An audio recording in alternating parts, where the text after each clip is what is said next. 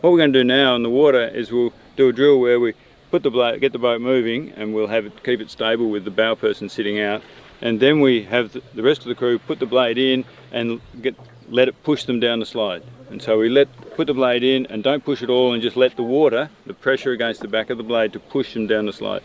So they understand the concept that as the blade goes into the water, it's going to move their body a little bit. And it's important in that drill that they keep their bodies and arms in the catch position. Arms straight, body over, no movement there. Put the blade in and let it push them down the slide a little bit, so they get to understand that feeling. Then we progress from that to have them put the blade in and then pause for a moment and then push. Again, trying to get that separation between putting the blade in and the pushing. And once they've got that under control, then we'll try to row normally. And by rowing normally, under this method, is they come into the catch, they lift the handle up to the right level, so it's putting the blade in quite deep, and then once it's in and deep, then they apply the power with the leg drive, and not before. We're going to head down here, and the first drill I want to do is to put the blade in, probably have two people sit out and row the boat, and you're rowing the boat along, and I want you to put the blade in, and every third stroke I want you to let it push you down the slide. So keep your arms fully straight, body in the rock over position, and just let the oar push you down the slide. And when you get to essentially back chocks, then just open up and finish it off, and then do 2 strokes that are normal to get the boat moving again, and then put the blade in, let it push you down the slide. The purpose of this is so you can understand that the boat actually does that to you anyway. So even if you're rowing at normal pace in a race, as you start to put the blade in the water, it goes under the water, and as it goes under the water, it starts to move. And you want it to move your body, i.e. you want it to move your seat. You don't want it to move your shoulders or your arms. You want to just keep that really in the right position and just push it back down the seat. Okay? So I do that every third stroke, and then so 2 normal strokes to keep the boat moving, and then do 1 where you push it down the slide, and then swap over after you've done it say 10 times, swap over and let the other 2 do the same thing. Make sense? Did you hear that over here? Yeah. Cool. So what we're trying to do is to put the blade into the water, let it push you, so you get that sensation what it's like.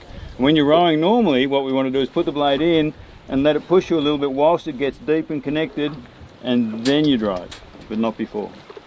All good? Right, let's try that down to the corner here. The thing you've got to be really careful of is when you're doing the stroke where you let it push you, you've got to make sure that you actually don't push at all. The temptation is to push a little bit anyway, so try and not push at all. Make sure you don't push at all, don't pull it at all, just let it push you. It's always a temptation to push.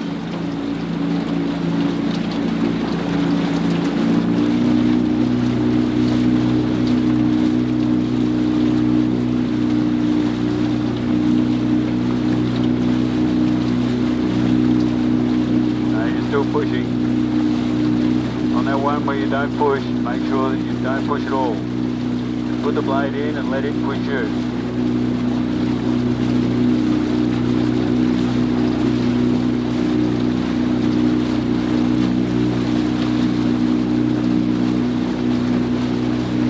That's a bit better.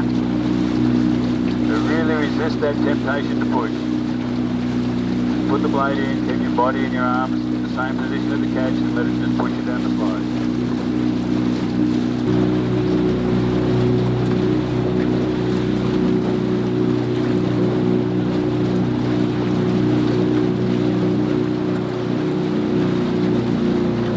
Blade starts to go in, it has to push you a little bit.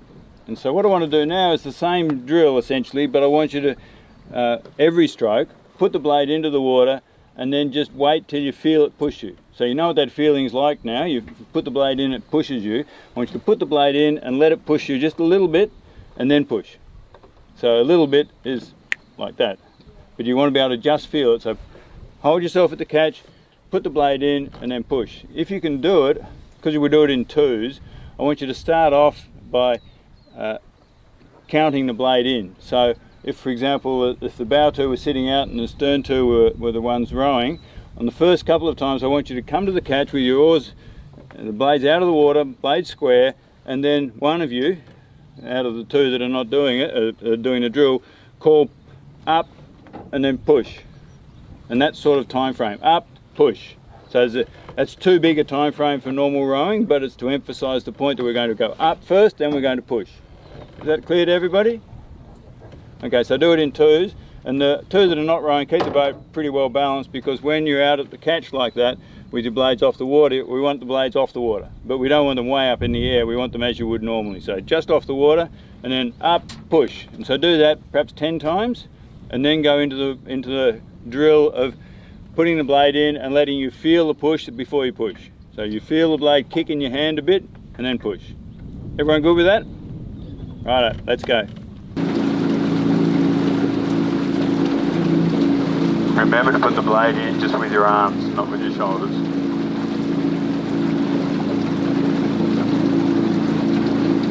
Let's have a little bit more delay on the leg drive in stroke seat.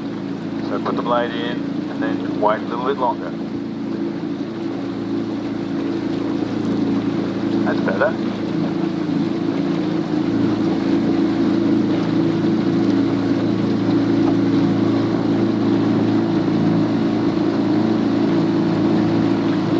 One of the things that you're doing, and everyone's doing it, is the issue of coming into the catch and then putting the blade in really quickly and then waiting for a second to let it get connected and then pushing.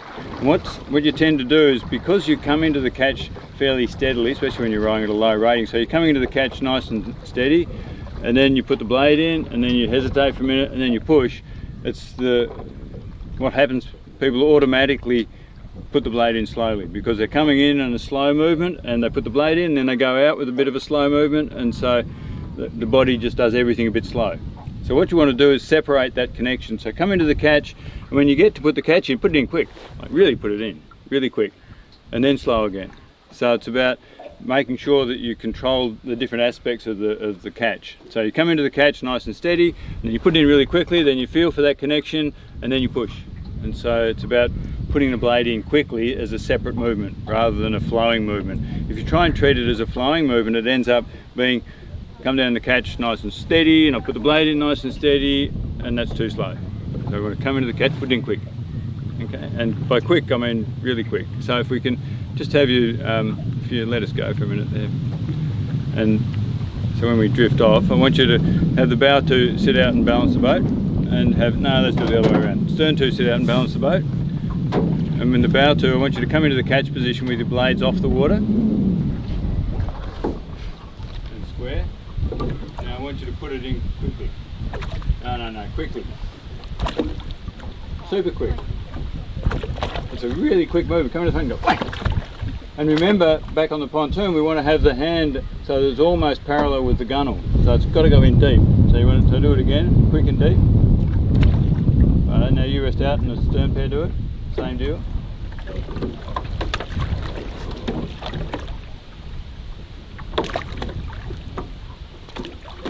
It's a really quick, and remember, it's only with your forearms. It's not shoulders. It's just that. And it's got to go in so that it's buried.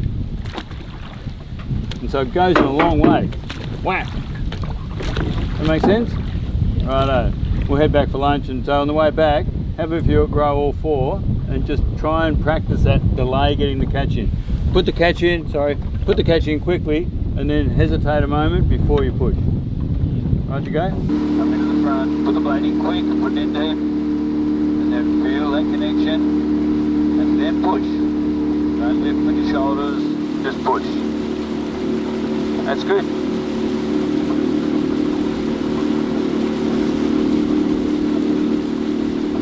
Much better catches, guys, much better. That's really good in the 3C. Everyone else, just try and make sure that you've got that blade in the water before the push. So delay the push even more. Everyone else, the blade's got to go in before the leg drive starts. That's better. And it'll feel pretty strange for a while. It'll feel like you're sitting out the front there forever, just waiting for that blade to get connected. That's better, much better.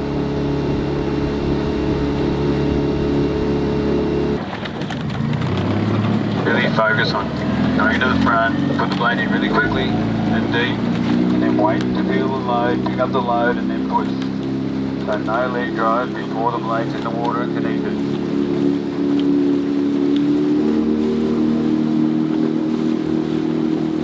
So the 3C there, let's wait a little bit for the connection, put it in and wait. You've got to you've got to be patient out the front. So it's going to be really weird. I want you all to wait a little bit more. All of you wait a little bit more. Put it in and then wait. Pick up the load and then push. So put it in, wait, pick up the load and push. So what we're trying to do with this whole purpose is that if we start to push before the blade's in the water, clearly we're going to push the boat backwards, and so we want to avoid that. If we put the blade in and get it well connected, then the first movement is to pick up the load, because if you row it into the water, then you're going to lose some power there because it's not connected yet. So you're just going to be moving some water. So we want to put it in and wait for the connection before we apply any power that way with the boat. So we put it in deep, and then we pick up the load and then gradually accelerate it through to the finish. And so it feels weird, I'm sure you. So it feels like you're sitting out the front there forever, just waiting for that feeling of the connection.